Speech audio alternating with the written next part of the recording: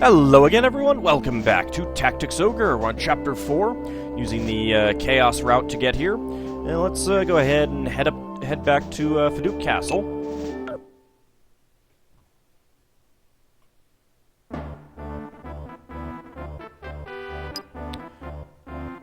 Are you sure you know where the Queen is?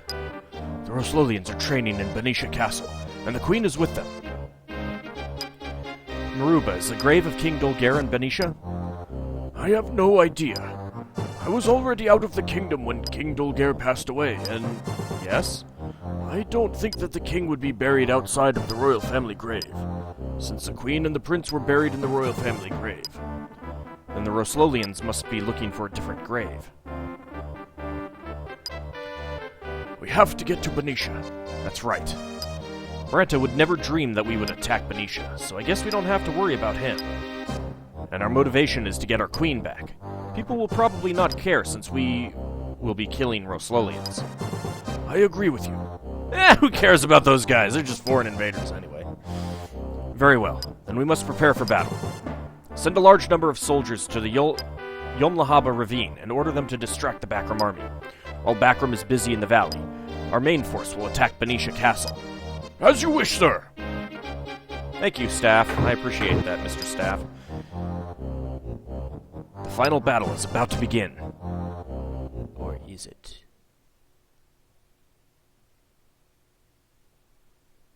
Well, that was quick. That opens up some new places that we have not been to before. Lanby's Hill, a hill facing Gobanda Port. The harsh waves have created a steep cliff. And Benicia Castle, the main castle of what was Benicia country. During the Civil War, burning water was used, and you can still see the effects. Burning water, eh?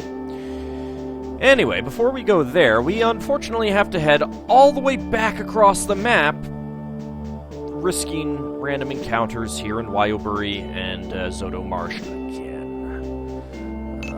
Not looking forward to that. But let's go ahead and hit up the Warren Report. Let's see. Alright. News. So we've got the Priest Maruba. Ald saves the High Priest Maruba, who is attacked by his own daughter Shelley. We've got Branta's nightmare. Branta is very anxious about what is to become of him. And missing Queen. A secret agent who is sent to Heim finds out where the Queen is. He's a secret agent, man. Okay, let's see. We've got, I think we've got just a couple updates. No new characters. So, Magician Shelley.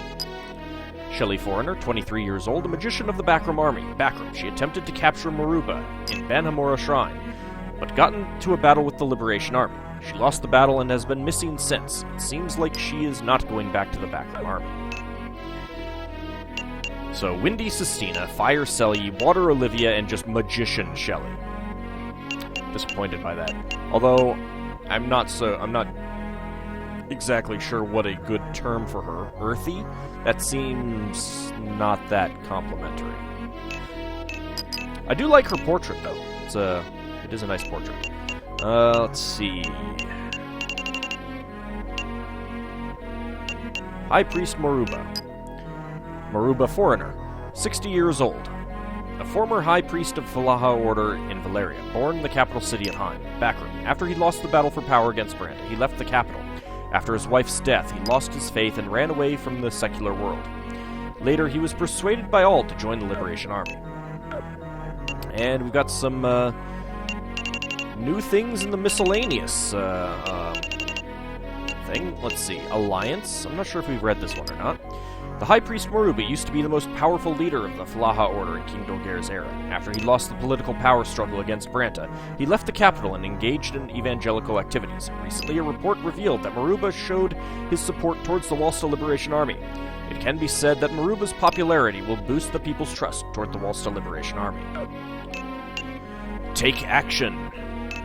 The Walsta Liberation Army started to march into Yomlahaba River, Yomlahaba Valley, which is on the border of Benicia and Fiduk. Bakram also sent a huge number of troops from Heim upon hearing the news. However, there were no Roslolian knights with them. This gave credence to the rumor that the relationship between Roslolians and Bakram has ended. The war between Bakram and Liberation Army is about to begin. And a freak explosion. A mysterious explosion happened on Ekshita Island, which is located northwest of Valeria. Ekshita Island is well known for the Hell Gate, which is located there. Ooh, Hell Gate. Many people went there to obtain its hidden treasure, but many never came back. Sources say that the explosion was the result of a magic experiment that took place inside the palace. I believe that's all the new stuff. Yeah. Alright, so we've got some new paths that opened up here as well. So we've got Madra, a tundra. That's a great description there, game. Brumor, a vast plain. No people live here. It is a wild kingdom. Was it Botagen Plains? This damp plain is poisoned by an evil aura flowing from the Hell Gate. And Hellgate itself, a dungeon called the Hell Gate. Many warriors entered the castle, but nobody has ever returned. I am going to... Okay, so here's the thing. This is a 100-level dungeon. Yes, you heard me right. There are 100 levels to it.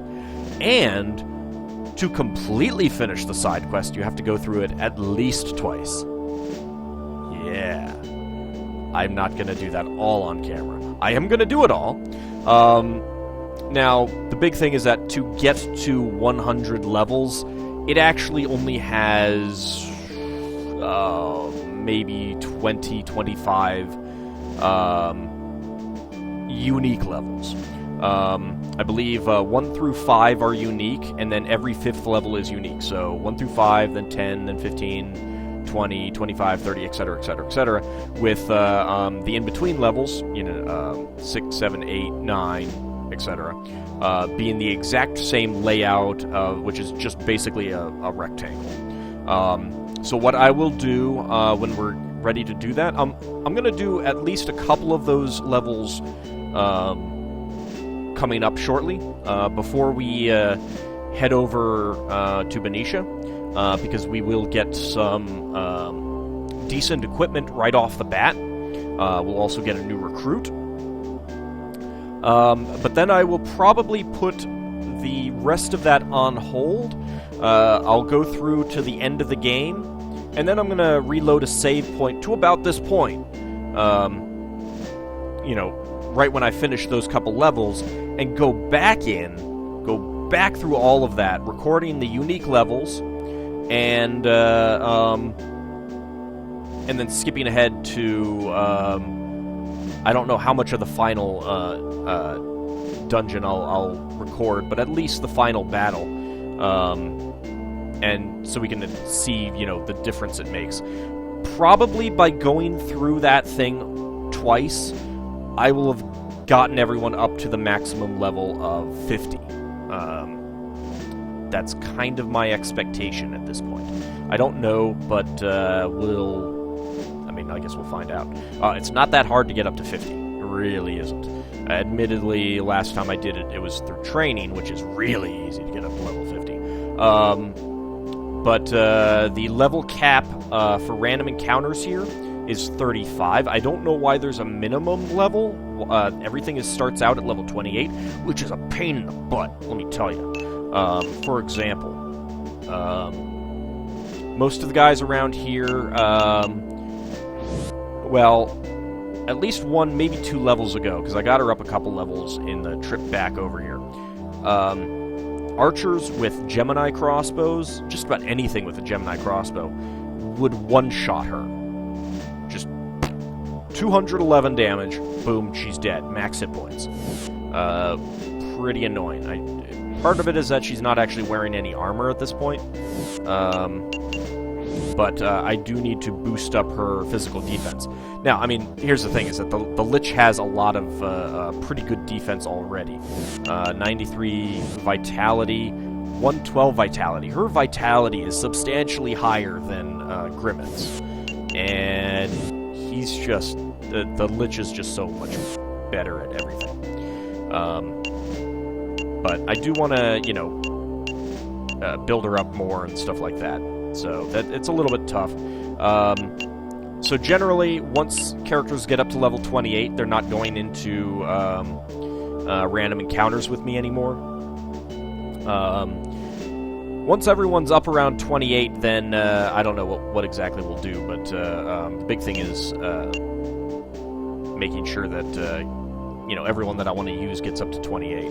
Island we've pretty quickly caught up to her overleveledness. But still, we don't want to bring her into anything, because then that means the enemies we'll face are level 30, and they'll just tear through anyone like Sarah at level 24. So even people at level 26, they just get chewed up and spat out.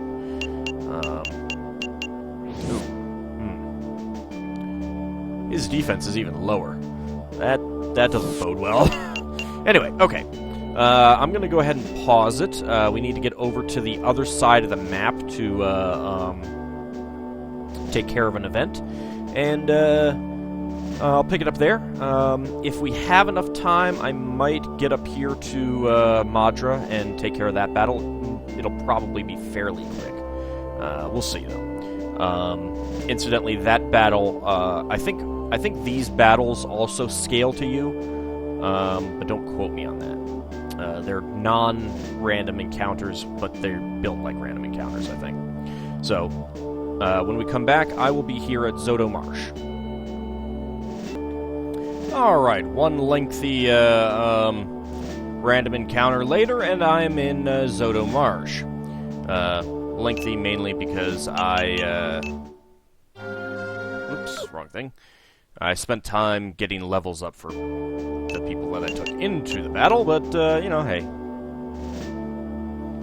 Let's see. Let's go ahead and equip Auld with, rather than the Holy Orb, let's go with... where is that? The Blowhorn. There we go. Alright, then we need to go into a training battle.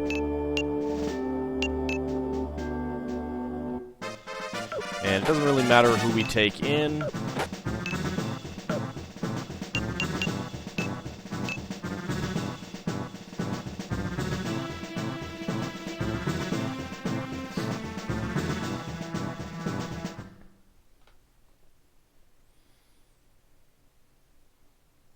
Okay, our only goal here is to use the blowhorn.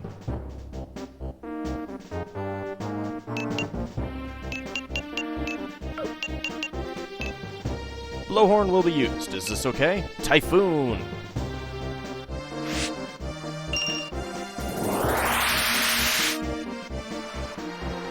Alright, we've got a storm going. So this next event can only happen if you, if it is storming. You can get that by using this item. You can use, actually go unequip that.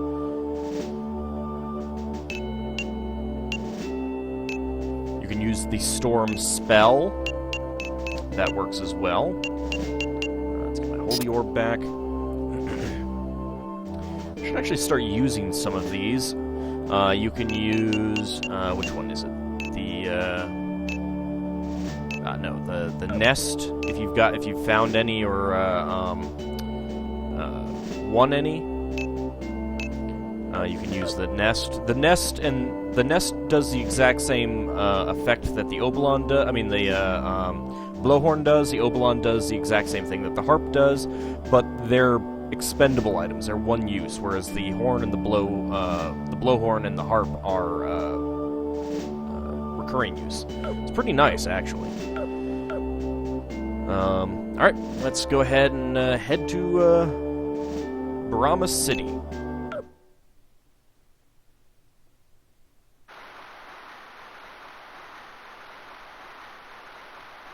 Ald and Olivia, wandering through town while it's raining.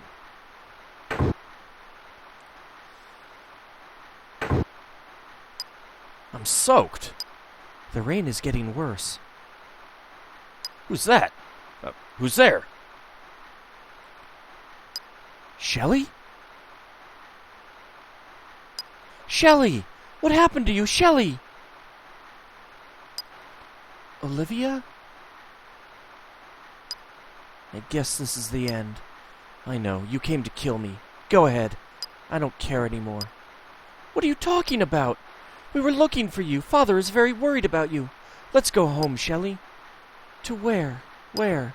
I don't have a home. I don't have anyone to turn to. I've lost everything. You've taken it all away. Shelley, are you out of your mind? If you didn't get in the way of my plan. Please, don't do this, Shelley. Step aside, Olivia.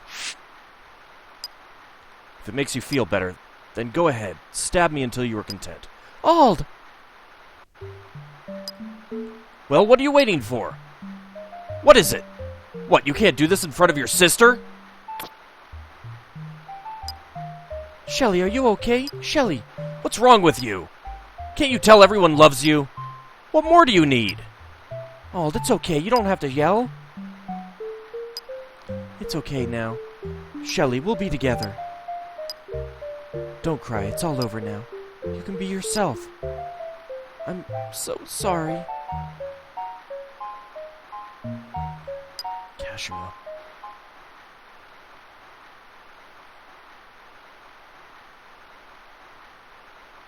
And Shelley has the soil robe, the mind ring, does not have the staff she had before, does not have the earth orb, because she used it, and she has the spell teleport, which is, of course, not the spell that she had before, and it's not a spell that she can actually use. So basically, this is what happens. If you kill her, you get the Dark Law spell, a darkness element summoning spell. It's the only way to get it as far as I know. And if you don't kill her, and you come here, if you're not playing with a guide, this is a real guide dang it moment. It is definitely one of those things that you would only have happen if you were doing a bunch of training and the weather got worse, or you got a random encounter and the weather went bad, or you just had a lot of water element people and you had a battle and you made the storm worse so that they got an advantage. It's very much one of those things that there's no indication that you can do this. And you have to be in the right place. But you get the teleport spell. It's the only way to get it as far as I know. Some of these you might be able to win randomly, like in the Hellgate dungeon. But, that's, real luck-based. Would you like Shelley to join your army? Yes, I would.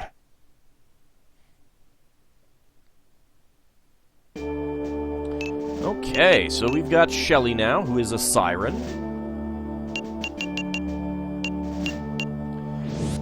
And unfortunately, it's we already have an Earth Elemental Wizard. We're getting another Earth Elemental Wizard. It's a little bit annoying in that regard, but let's go ahead and swap her equipment around a little bit. Let's go ahead and give her that Earth Staff. And we'll give her a Balder Staff as well. And magic-wise, it's unequipped teleport, which supplemental wind magic, able to warp a character to another place. MP consumption 45, target 1. So for 45 MP, you can teleport a character standing next to you, a la the warp boots, anywhere on the map. This does work on enemies as well, so you can get right up to an enemy that you don't want to kill right now, but you're especially a boss, and boom, teleport them away.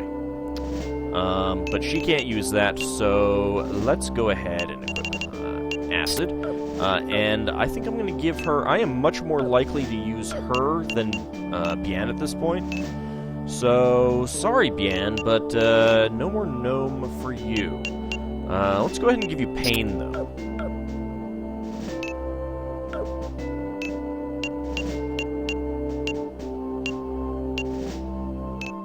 So she gets acid. She gets gnome. And I guess for good measure, incubus. It's always incubus. Incubus is just too useful. She can't use paradigm. Sirens can't use paradigm. I picked up a couple of those.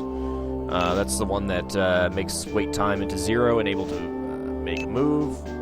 Range of 6. It's pretty nice. I mean, for 35 MP, you give up your turn, you can immediately make someone else move. Of course, fairies can do this to a character right next to them, which is also pretty nice. I'm trying to think if there's anything else that I want to do with her.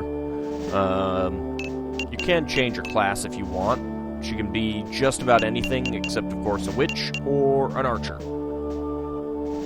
But I don't really have need of anything else. Honestly, I don't know that I'll use her very much, just like I don't use Bian very much, especially with Grimmith around. Doesn't help that Grimmith takes substantially less damage from everything. I was thinking that stun... No, I'll leave him with stun. What I was going to change is JG. Rather than quick, I think stun might be a bit better. Oh, I don't have a spare one. Well, let's go buy one. I think stun is a bit more useful than quick. It'll make better use of his fairly high... Oh, hey! Hey, Deneb! Let's go with spell. Let's get stun. It'll make better use of his fairly high dexterity. Stun is... It's easier to hit with stun than petrify. And it really is a good combo. Stun an enemy and then petrify him. Because stun has a higher chance of working. Oops. Don't want that. Item-wise... I did buy some of these, so I don't need any more.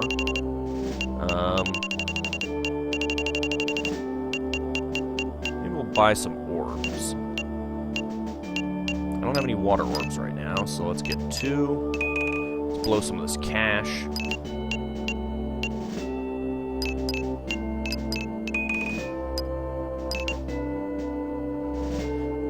I might try using some of these a bit more often.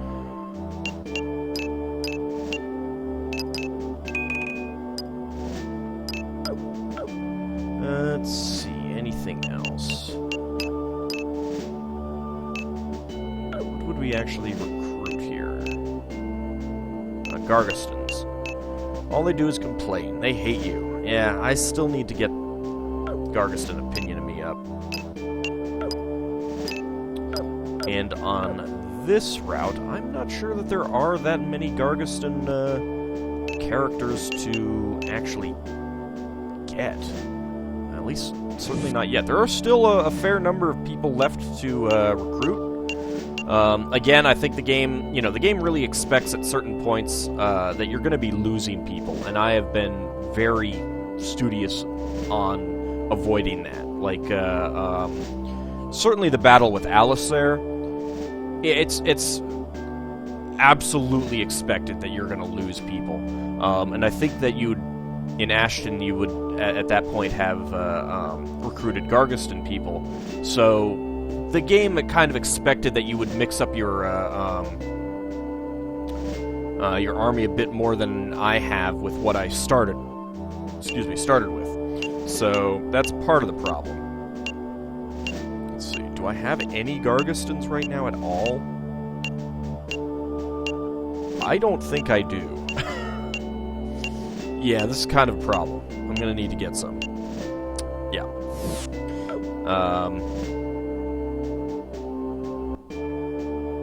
Trying to think if there's anyone coming up that might be Gargaston.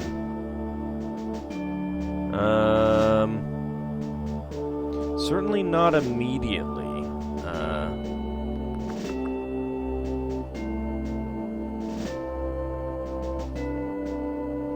And I can't check people I don't know about. So, oh well. It's okay, I'll figure something out.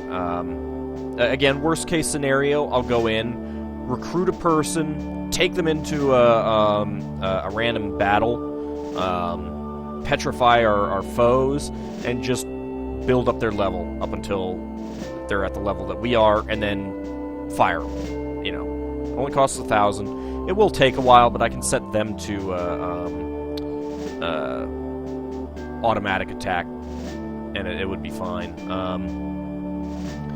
Let's see. I think there might be someone coming up that we'll get who is Gargaston, but I'm not sure. Someone that we'd end up wanting to keep around. But anyway, next episode we'll head to Madra, and then Brumor, and then Botogen Plains. Also, at this point, the optional stuff on the other paths are open, so we're going to have that filtering in. In fact, I think one of them is available right now on the neutral path. So probably the next episode is going to be that one. The first, well, alright, on the lawful side, one of them I can't do, because he had to reject recruiting Zapan early on in Chapter 2. And then you could recruit him again in Chapter 4, and he'd come with a really nice axe, but I didn't check that far ahead, and I just recruited him anyway. So he's out. There would be a battle down in Griate that you could recruit him again if you don't kill him, and he'd come with a pretty nice axe. So we're not going to see that. But there is another lawful battle available, which will, I think, probably be about 2 episodes from now. I'll figure it out eventually.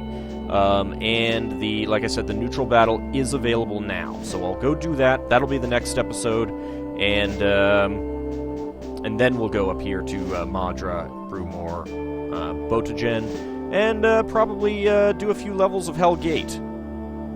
And then we'll get back on the story. As I said earlier, the rest of Hellgate will probably come after the finale of the series, as kind of like sort of post-game stuff, because going through that's going to overpower my party tremendously, and I'd like to get that. I'd like to go through the end reasonably close to the expected level. So, anyway, see you all in the next episode. Thank you all for watching.